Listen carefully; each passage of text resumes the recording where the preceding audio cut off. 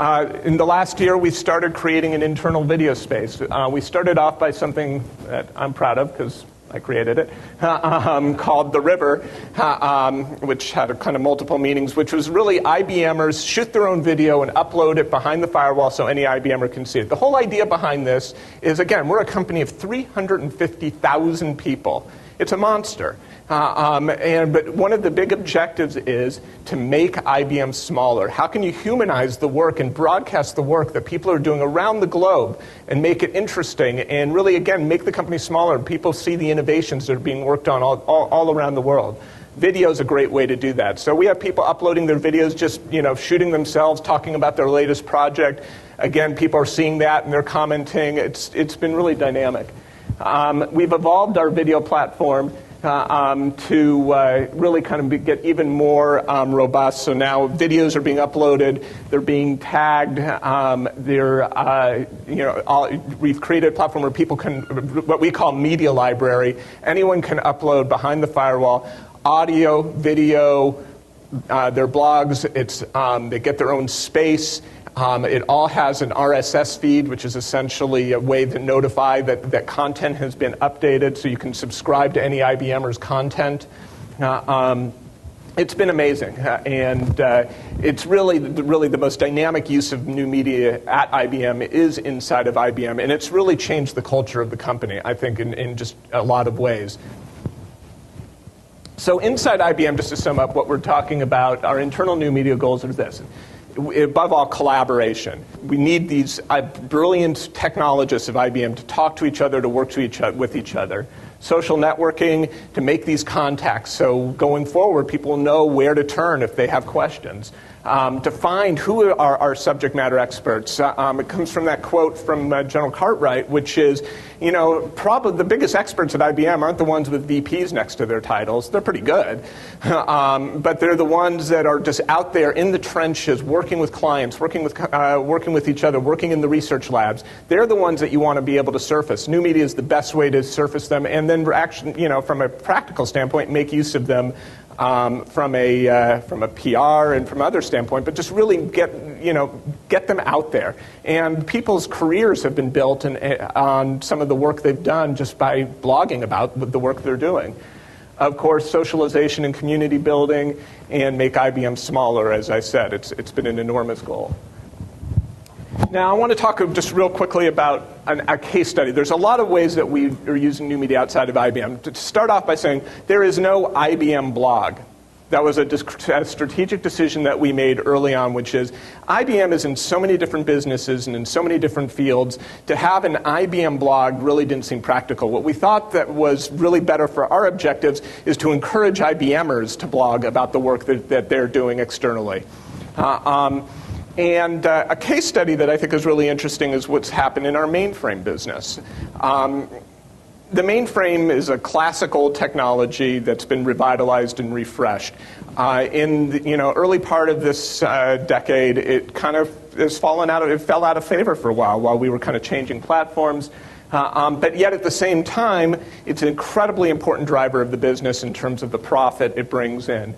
And we wanted to revitalize the mainframe. Among a new breed of IT worker that hadn't experienced it, who were used to a different computing model. So the objective was, how are we going to make the mainframe relevant again to a younger audience? We've done three things, and I'm going to show one of them in a little bit. You just use the new tools. So the one thing that we did is we launched a mainframe blog, which wasn't just IBMers writing about the mainframe. We actually invited industry analysts and customers and people associated with the mainframe platform to join this one blog and write about the stuff that they're working on and really get that out there and promote the blog at computer science classes, computer science departments at the universities, and to get them really kind of engaging with this blog. We've been using video quite heavily, and at the end of this report, I'm going to show one video in a very different way, a very humorous way, which I will talk about. And we've been using video quite actively around the mainframe. And then even most recently, you heard about Second Life. If we have time, I can show a little what Second Life looks like inside. We started talking about the mainframe in Second Life, creating a virtual mainframe inside the virtual world of Second Life. And again, connecting with this new breed of worker. Since we started this campaign, our mainframe business has absolutely taken off. Now, it's a big business. I can't say that, for truth's sake, I can't say that the work that we've done around new media around the mainframe has been responsible for the tremendous growth in the mainframe business over the last couple of years. But I don't think it's a coincidence either. I think we succeeded in repositioning one of the most established ancient brands of IBM and repositioned it for a new breed of worker, and it couldn't have been done without new media. You know, and it's all about the content. Here's another kind of quick case study I want to share with you. We do a lot around the gaming business. People don't realize this, but IBM builds the chip that powers all three next-generation gaming consoles, the Wii, the Xbox 360, and the PS3. That was something that we wanted people to know about, that IBM is very, very active in the gaming space.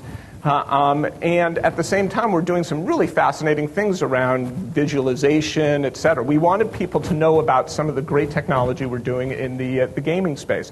There's this one person, a researcher in our Austin lab, who is just really kind of doing some interesting things about ways of using game consoles to render incredibly sophisticated virtual environments.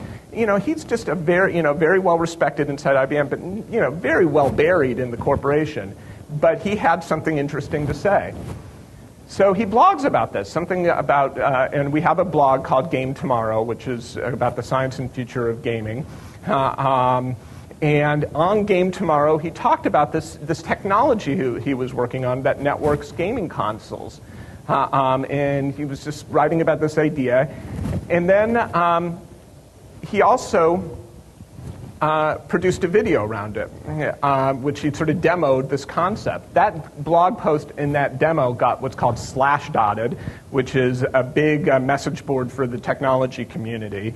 And he had something interesting to say. So someone who wasn't associated with us said, hey, check this out. It got out to the Slashdot community. And it was unbelievable. A very arcane technology got introduced on this self-made 90-second video, which I think we'll have time to show at the end of this. 90-second video. 123,000 people viewed this. This one person with a poorly lit, poorly shot handheld video camera just demoed his technology. 123,000 people found this interesting. And he has started to create a category. And this wasn't done. This wasn't some VP at IBM saying, we need to do this. How are we going to do it? It was enabling IBMers to get out there and talk about what they want to do and give them the freedom to do to show what they're working on and see if people follow that.